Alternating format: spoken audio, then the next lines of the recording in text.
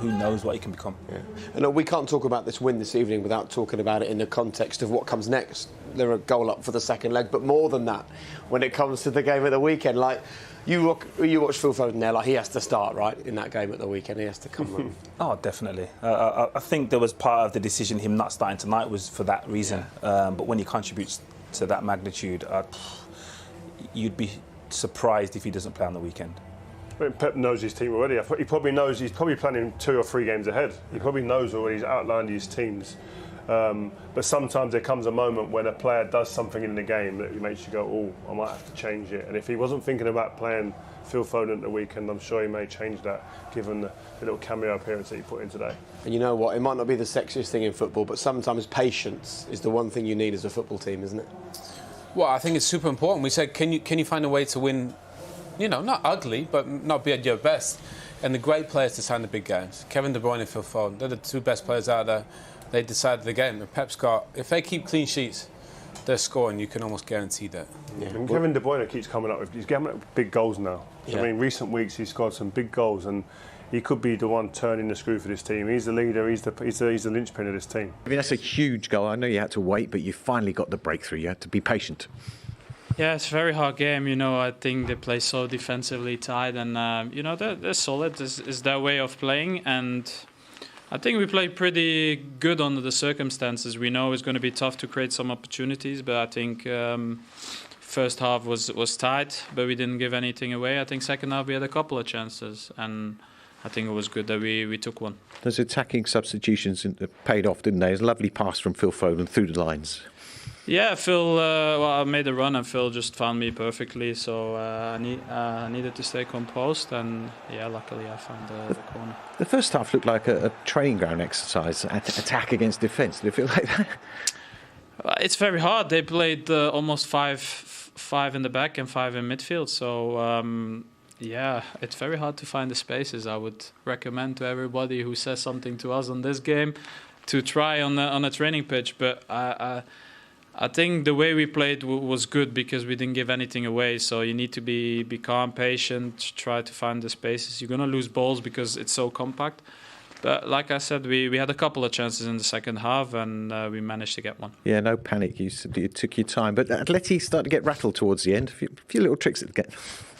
But it's the way they play, you know, and it's their style. So I think we have to stay composed and don't get into the action. Don't try to fight with them, because this is not the way we are as a team. And I think we handled it pretty well. Obviously, sometimes it happens, but I think the boys did well.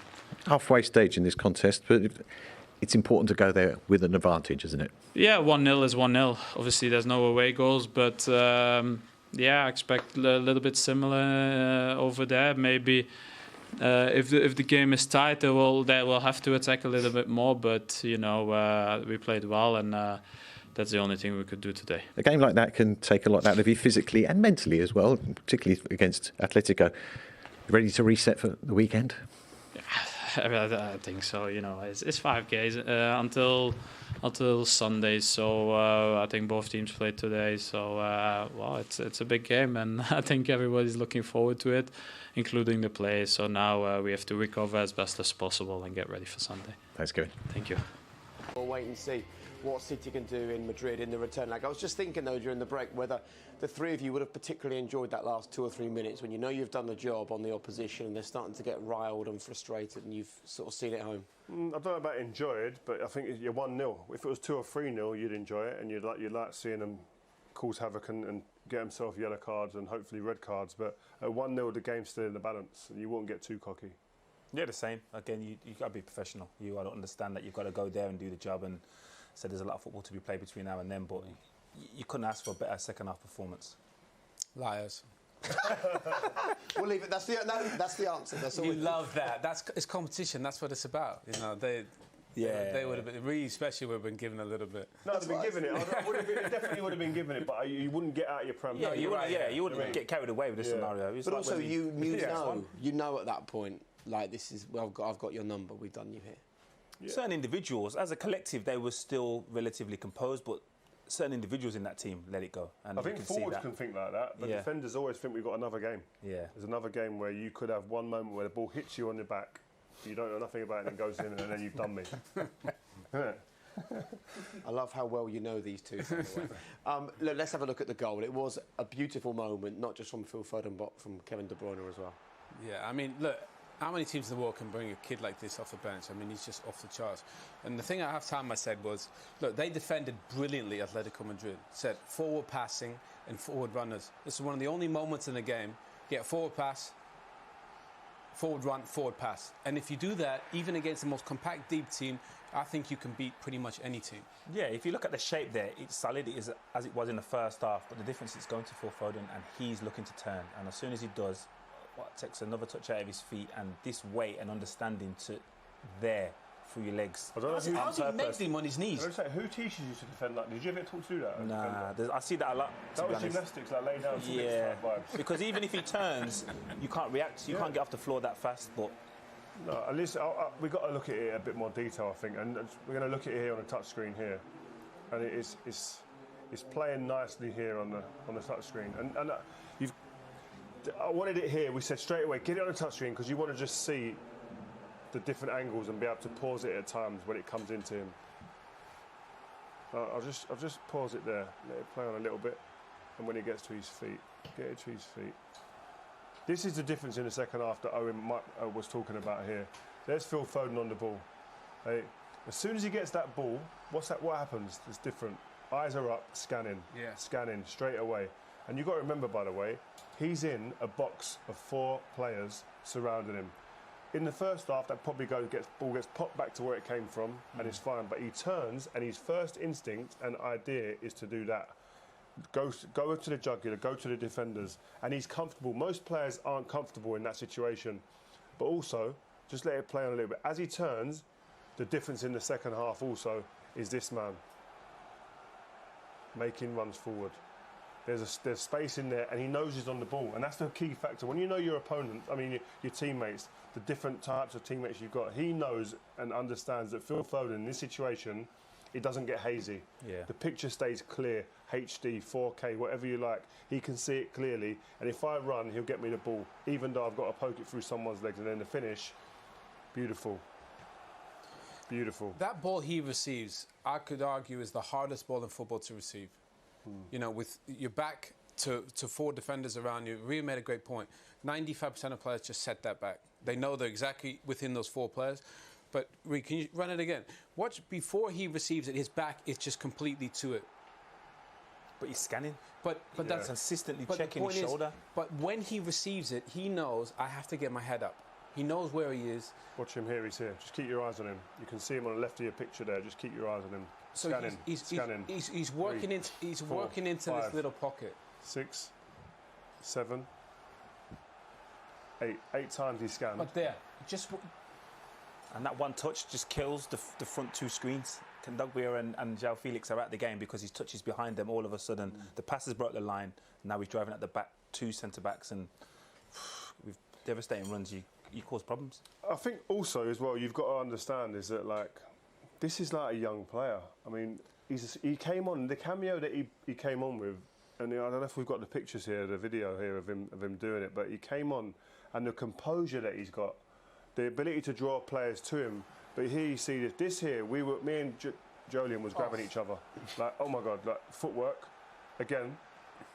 Doesn't get a blue shirt, but causes that havoc and has got that clarity when he's running with it all. This next one that comes in a second, that pass, nasty.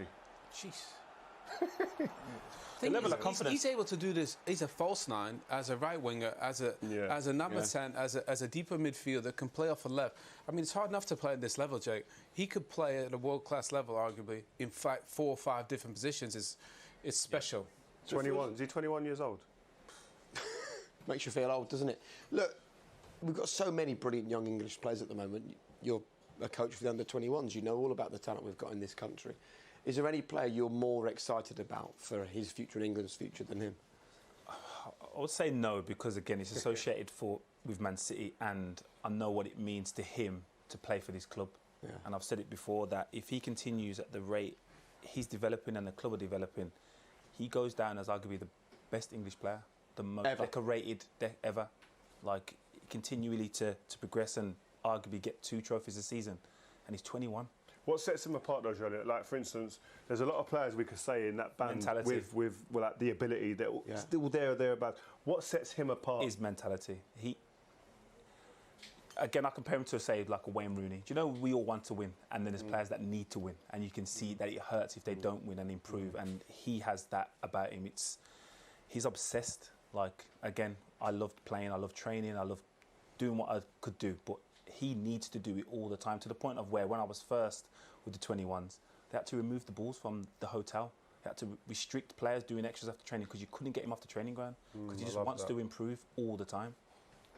And is that fire and flame as bright as it's ever been with him now? Yeah, when you contribute into the rewards, all of a sudden, so you're thinking, well, I've done this to get me here. Why would I stop doing this?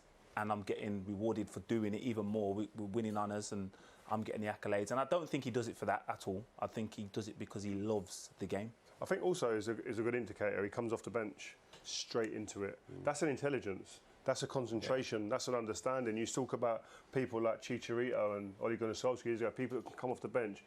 It's not an accident that happens. Loads and 99% of players come off the bench and don't impact the game.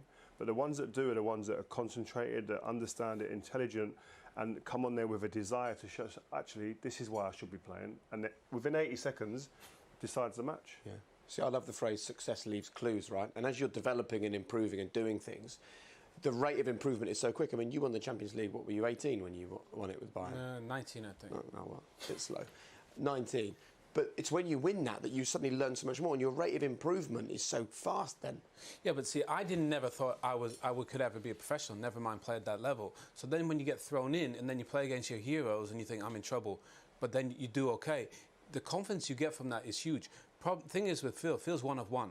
You know, Phil is the most unique footballer around. Yeah. So I think we've always seen this from Phil. When you see videos of him playing when he was like 10 years old, he's half the size of everyone else and getting in and out of things. But now I still think Phil's at the beginning of his development. I think there's even much more to come.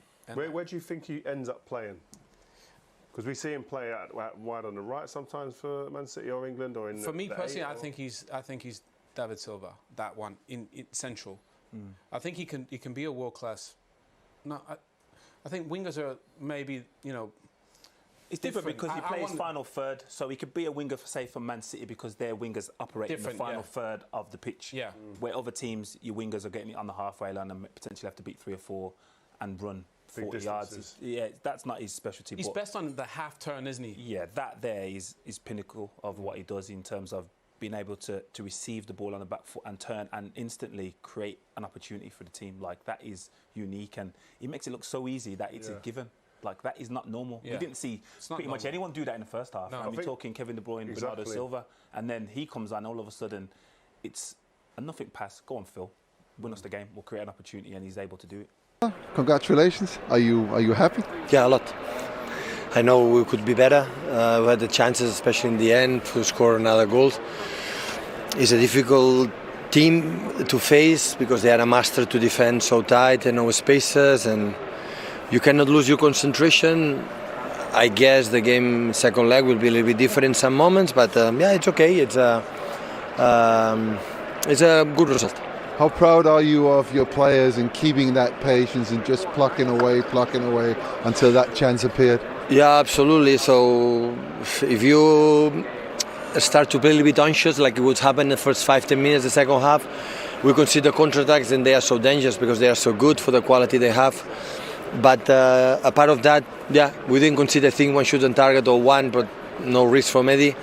And at the end, last with Kevin, 2 actions, we could score another one, but it doesn't matter. With 1 goal more, always would have been tough in Madrid. And you played in the game a big part. The 3 substitutions kind of changed the whole dynamics of the game. You know that all the managers try to do substitution to get better, and that normally get worse. So I don't know. The intention always is the best.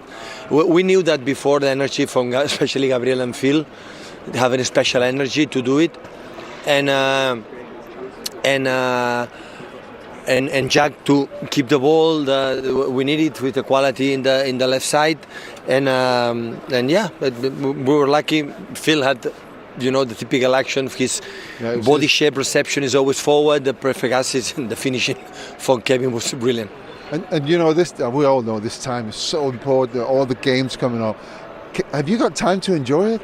Being right there in the middle of the whole thing? Definitely. Yeah. We are lucky to be here, to play in quarterfinals and after go to Madrid and now Liverpool and fighting for, to try to do it. So, yeah, we work this month to be in this position.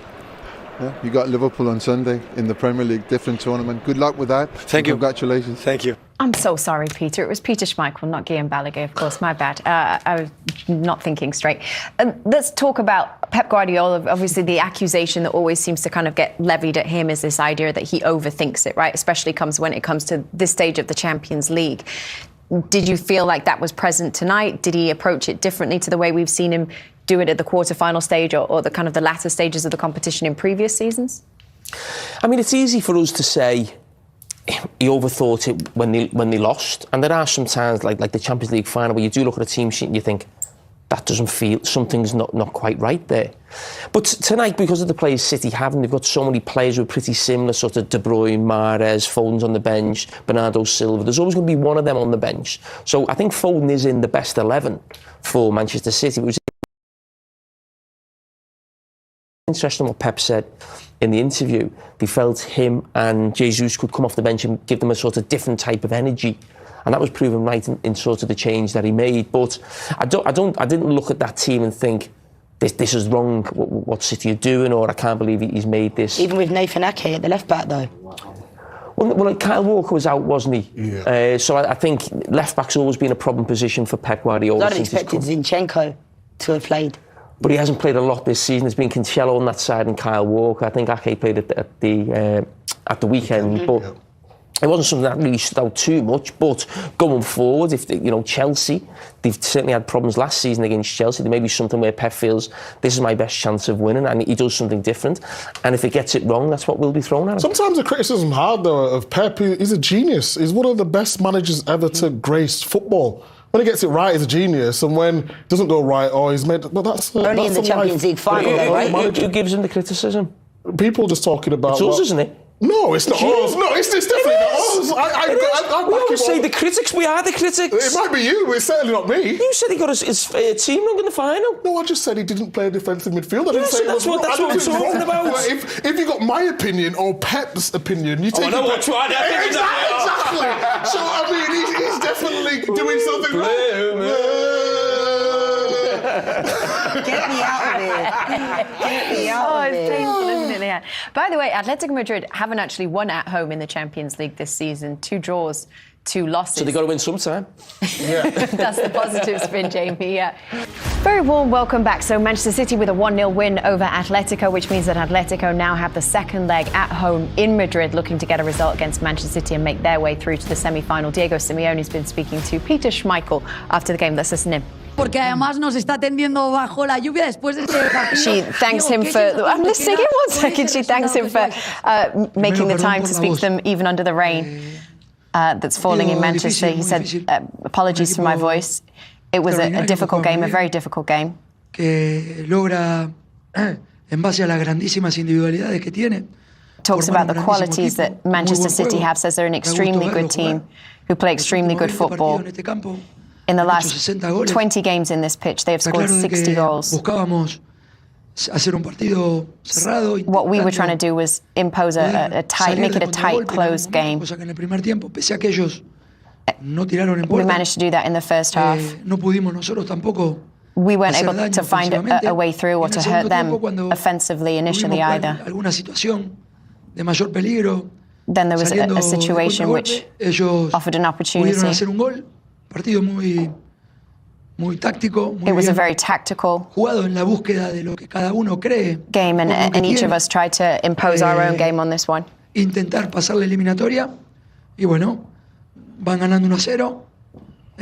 1-0, and with all the humility in the world, we're going to look forward to playing the second leg of this game. Since we're enjoying ourselves talking Who was that doing the interview? It wasn't Peter Schmeichel, was it? For goodness sake.